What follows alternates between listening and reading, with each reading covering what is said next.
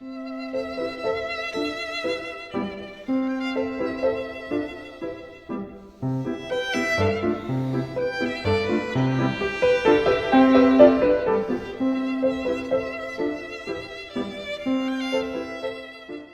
world has benefited from it, mainly because we understand the universe now much better than we did before. We are basically, one could say, living in a different universe. It's a much more dynamic universe. We have also revised our understanding of basic notions of space and time. We also understand now that they are not just a framework that is given, a stage on which the physical process is happening, but they are part of the physical processes themselves. We're living in an expanding universe full of black holes, strange objects, quasars, gravitational lenses, things that couldn't be anticipated before Einstein's revolution of 1915.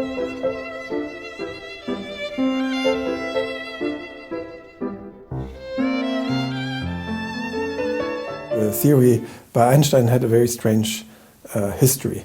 It started as a very esoteric preoccupation of Mr. Einstein, in which nobody else believed, basically. A few others, but not many. And even in 1915, when he presented it, there were just very few people really interested in it. Mm-hmm. Then it had a spectacular triumph because some of its predictions were confirmed by a solar eclipse expedition in 1919, mm-hmm. the light deflection in a gravitational field. And then it continued to be a preoccupation of a few specialized people. Mm-hmm. And it is only in the second half of the 20th century that it became the basis for this new understanding of the universe. Mm-hmm. In the meantime, quantum theory celebrated its spectacular triumphs, mainly because it was so much closer to the world in which we live. It was so much more important to technological development. You know, it's only in recent years that general relativity had an impact on technological developments, on the GPS, on the navigation systems. There we need to take into account, for precision reasons, effect from general relativity. But other than that, it has very few technological impacts. It's mainly on our understanding of the world in which we live.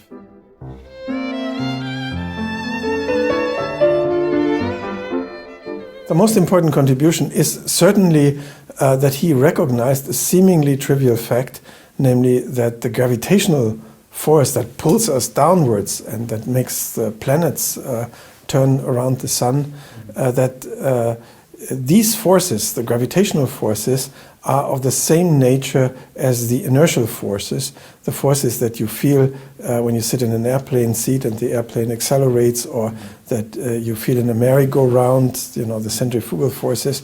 These forces were very well known for centuries, but the fact that they are two aspects of the same force, like the electric force and the magnetic force, are two aspects of the one electromagnetic field.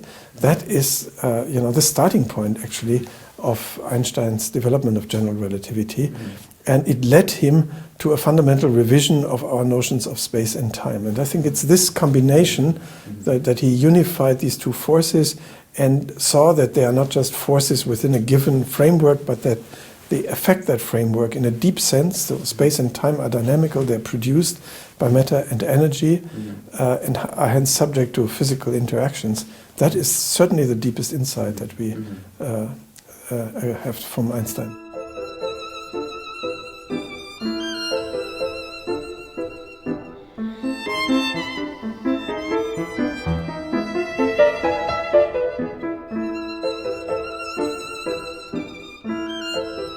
Einstein created a theory which was basically, a nice, coherent framework, and he had a vision that was certainly very fruitful because it drove him through that theory. And the vision started out really from this idea about how are gravitational and inertial forces related.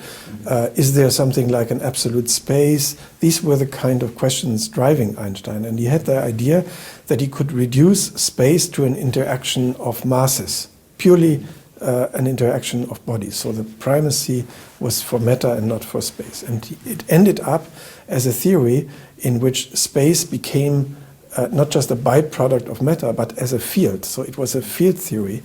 And you could say that the completed theory almost contradicted Einstein's initial vision.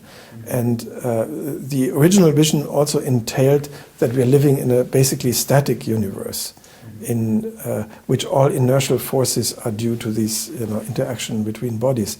And it turned out that we're actually living in an expanding universe that started from a Big Bang. And Einstein didn't anticipate it, although it was a consequence of his theory.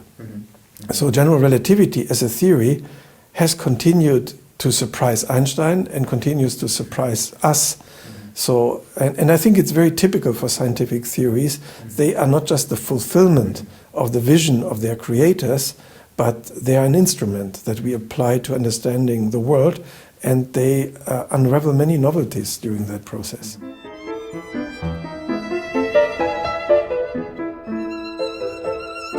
This theory has a lot to do with explaining what happens between bodies in the universe as an effect of the curvature of space-time, the way that our world is made.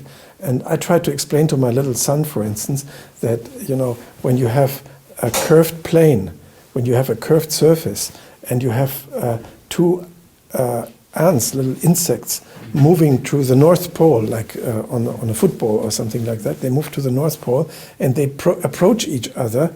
Each of these ants would consider it as an interaction like due to a force. They're attracting each other and hence they become closer to each other.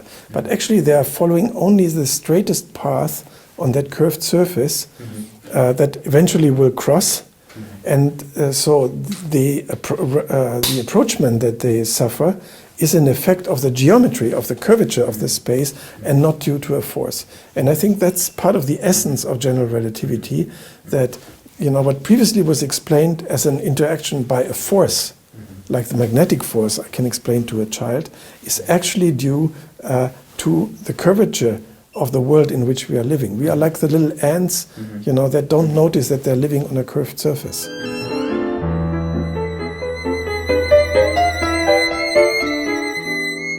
I would try to define his genius as a courage to realize that much of the knowledge that we possess is preliminary, and that we are always free, or should be free, to question it and to reconsider it and to change it if necessary.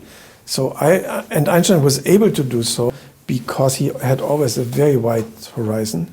He was not narrow-minded, and he kept a reflective, sometimes ironic distance from the science he was doing. Many scientists today, I'm sorry to say, are kind of soldiers in the field. They don't see the big picture, the big strategies. And Einstein always made sure, that he understands the strategy and that he reflects on it and changes it if necessary. So he was ready at any moment in his life to go counter the mainstream. And he was not always right. He also erred and spent years with projects that didn't lead anywhere. That also happened in his life. But he also made several big revolutions in science because he dared to think differently than other people. I think that's his genius. And it has something, on the one hand, very aloof in the sense of being at a distance from what people were doing, the nitty-gritty, down-to-earth things. So he looked at it and tried to get the big picture. But on the other hand, he was very humane in the sense that he tried to understand science as a human endeavor that didn't deal with Platonic ideas that were once and for all given. And to keep the balance between these two perspectives, I find really remarkable.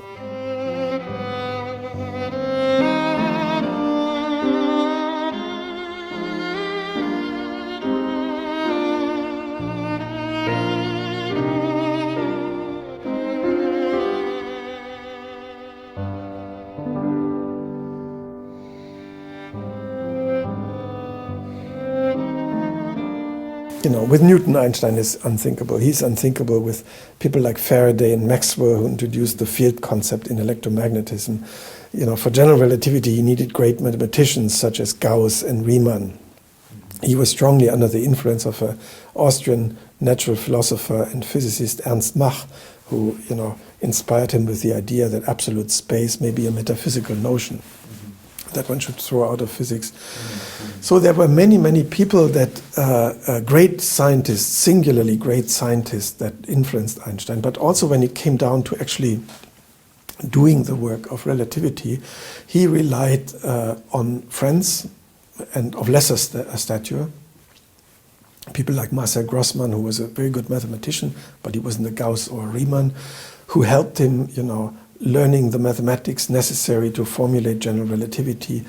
An even lesser scientist, if I may say so, but a great friend of Einstein, an inspiring friend of Einstein, was Michele Besso. He was an engineer, a colleague at the patent office in Bern.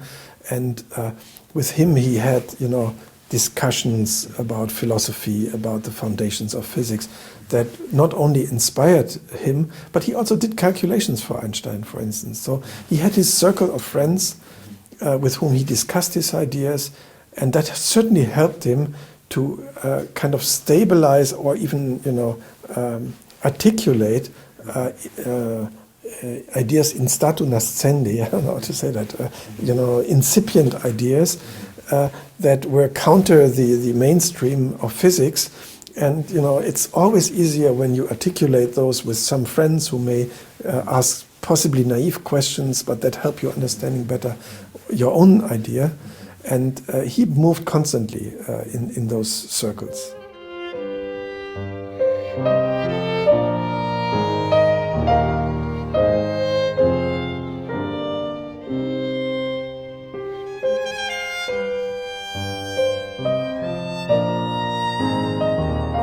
Mileva Maric, that was her maiden name, she was certainly a very original and very intelligent woman.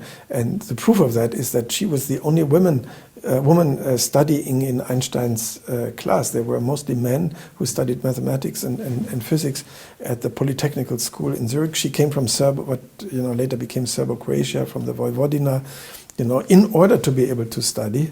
And so alone, that is an achievement. Now, having said that, and it's also clear that Einstein needed and considered her as a companion, not just a companion in love, but a companion, in his discussions.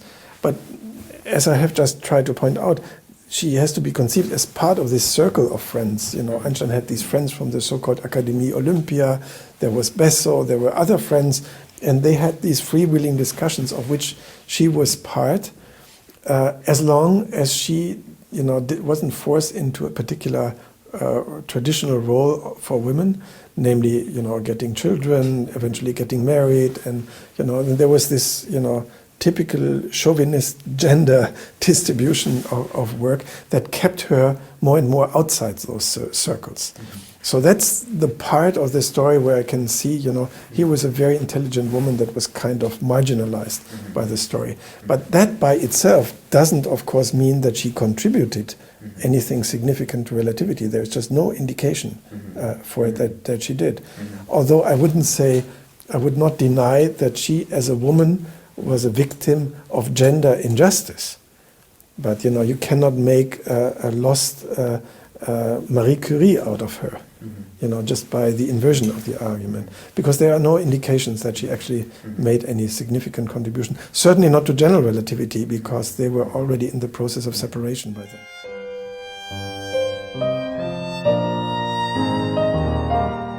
I think what is special about Einstein that he had both, and that he kept this, free way of thinking, playful. I wouldn't say childish, but playful way of thinking, of imagining things. And why I think they were so important? I mean, I'll give you an example. This famous thing that he said in 1907, that was the initial thought for general relativity. We said, now when I jump from the roof, I all of a sudden, neutralize gravity. I feel like an astronaut. He wouldn't say astronaut at the time, but, to illustrate it, but I'm in a situation without gravity. That thought meant for him that gravity and these inertial forces that you normally feel when you accelerate are of the same nature. Okay, but if there wouldn't be anything else to this thought, no mathematics, that would have remained there. Nice idea. Okay, everybody can have this idea. But to make this productive, you need to connect it. And in this particular case, you need to connect it to the problem of gravity within the theory of special relativity that Einstein had created in 1905. Because this idea came to him in the context, and that's the other side we often forget, during his work on a review article, on a survey article on the theory of special relativity. Because special relativity introduced new concepts of space and time. And it required a mop-up, a cleaning up operation, adapting all known physics to this new framework. For instance, there shouldn't be any physical interaction faster than light, according to special relativity. Now, what about Newton's gravity? If you have the sun and the planet attracting each other, does that force propagate faster than light, or with the speed of light, or slower than the speed of light? So I'm just explaining you why gravity became an issue once you have a framework of special relativity. And this made Einstein think about gravity. And in the context of elaborating this thought, this idea of falling from the roof came to him. And when the two ideas came together, they produced the core, the nucleus of general relativity. And these thought experiments are hence very important for bringing together fields of knowledge that in the specialized perspective of disciplinary science are often separated. This is like in real life. No problem is specifically a physical problem, a chemical problem, or a biological problem. Mostly every problem has all aspects, and even social and psychological aspects, or physiological aspects. Everything goes together. It's only in the sciences that we, for convenience, separate these two things. And sometimes thought experiments do the same thing. They mix things up that are cleanly divided in the discipline. And Einstein, as I said, kept this open-mindedness towards mixing things up again that were cleanly divided in the sciences.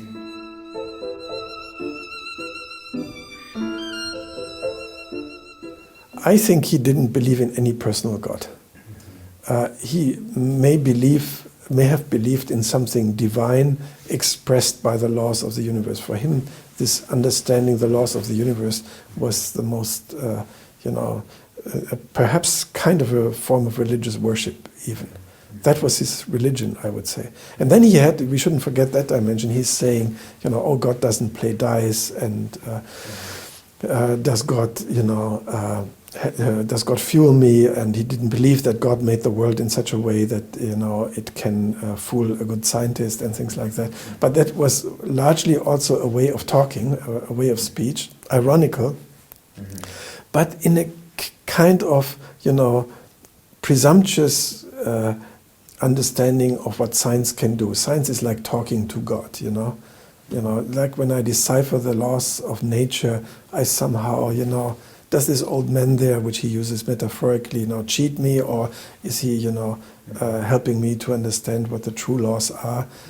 So I think, that is more of an ironic way, but it shows, how shall I say, that for him the objective nature of the universe was something that he venerated like a divine revelation. So, not believing in any traditional religion, any kind of book religion, but, the capability of reading the laws of the nature was for him like deciphering the book of God.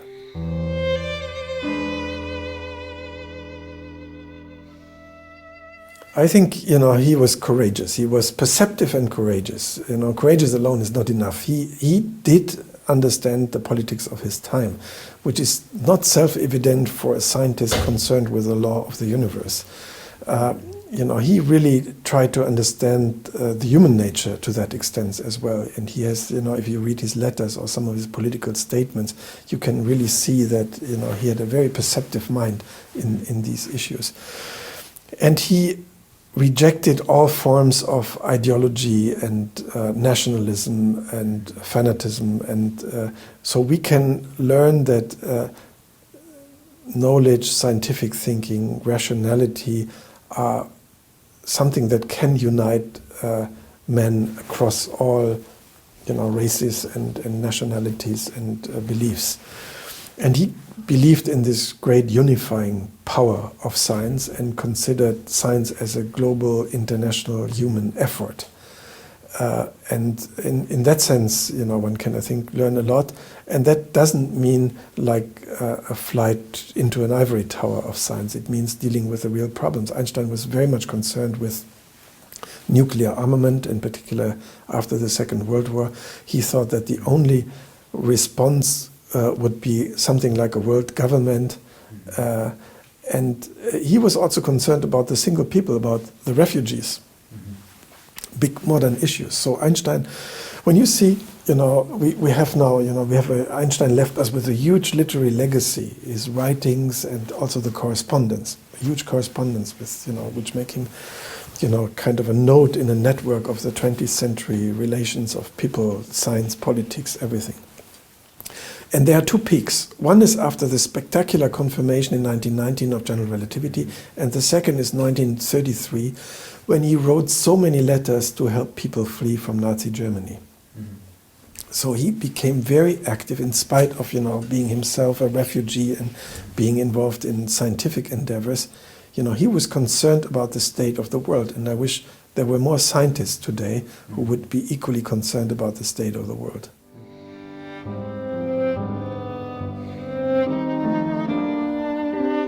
I think Einstein would, he always considered,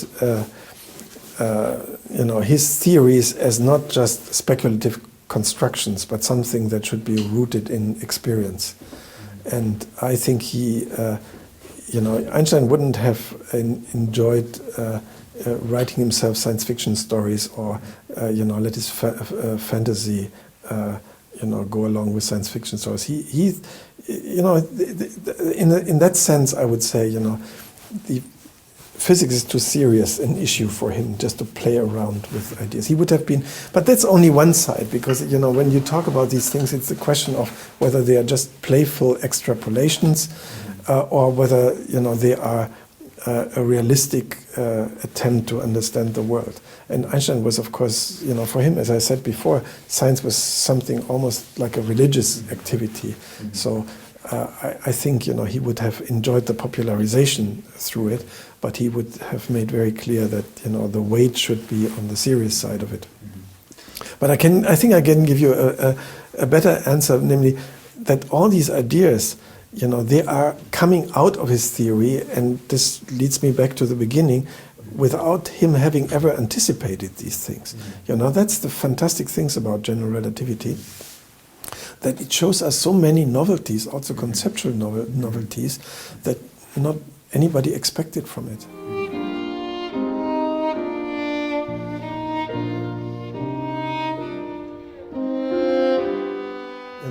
Intuitively, and I would certainly say, yes, he's the greatest scientist, but it depends on the time scale. We know, of course, much more about recent scientists than about ancient scientists. If you consider the influence of somebody like Aristotle on the shaping of our worldview for, more than 2 millennia, and in a global world, I think Aristotle was certainly also a very great scientist, given the means of his time. So there are some, exceptional figures of this kind. But for the modern world, I certainly have no doubt, also because of this human side of Einstein. There are other great scientists, but they don't equally radiate, this human concern, the concern about humanity. It doesn't come out of their science equally clear than it is the case for Einstein.